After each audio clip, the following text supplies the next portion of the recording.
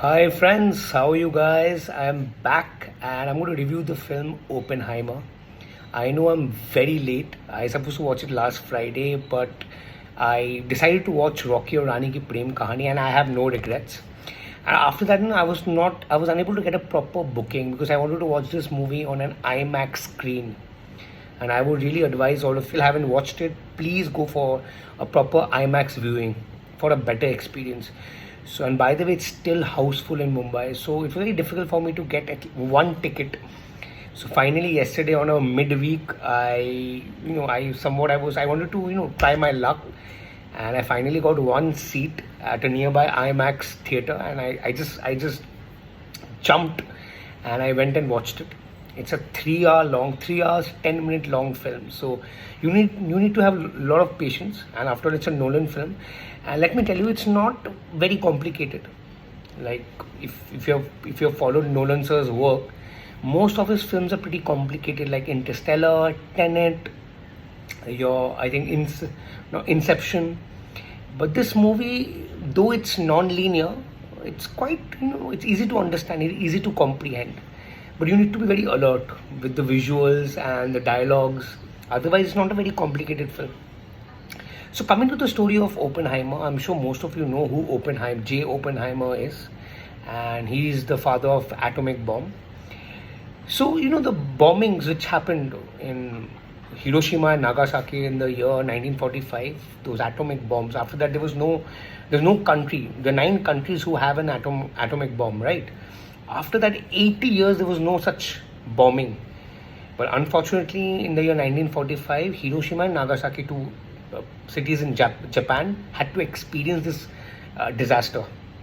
So these atomic bombs which were detonated, the person, the doctor, the scientist who was behind it was J. Oppenheimer. He basically led that team which created this bomb out of uranium. So that was basically the story of his internal conflicts and what led him to create such a bomb. So the overall narrative is quite non-linear. We basically get to experience and have a look at various aspects of Oppenheimer's life. The movie begins when he's in college as a student, then he goes to graduation, and how he basically excels in physics. He loves physics, and basically his expertise is quantum mechanics, and he wants to basically teach people in America about quantum physics, and how he starts conducting classes, and that's how he gains fame, reputation, because he's one of the very few people who knows about quantum mechanics. And so we get to see his journey, his brilliance. So overall, J. Oppenheimer was a very complicated man. So basically, this entire movie takes place during the World War II, when World War II begins in the year 1939 when German invades Poland. That's when the World War II begins. And initially, America was not part of the World War.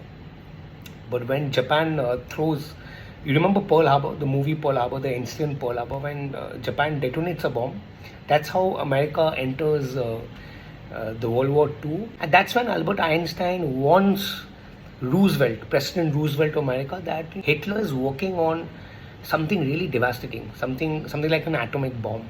So this Professor Einstein, everyone knows, he wants President Roosevelt. So Roosevelt gets very alarmed. So before Hitler strikes with an atom bomb, he wants to hire his own team in America who can create an atomic bomb before Hitler and strike before he does. Army gets involved and they recruit a team which is headed by Oppenheimer, and with the use of uranium, how they create the atom bomb. And by the way, J. Oppenheimer knew the aftermath, the after effects of the bomb. But apart from knowing that, instead of he wanted to go ahead. So that was I was quite taken aback that a man who knew the after effects of this bomb, but yet he was blind. So that was I was quite taken aback. How can a man think such a way?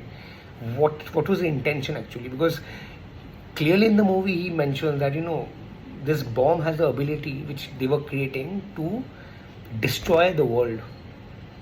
and the probability is near to zero, means it will not destroy.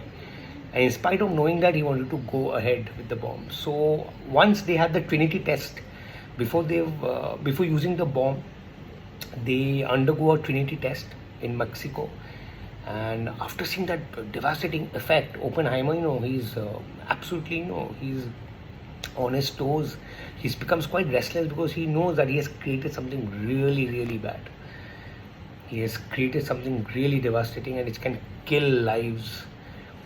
So yeah, so this is the motamoti, this is the story. And so overall, coming to the performances, I think all the performances have been done very honestly, starting from Cillian Murphy to Matt Damon, to your Robert Downey Jr. And there's a one separate angle of Robert Downey Jr. plays Leslie Louis Strauss.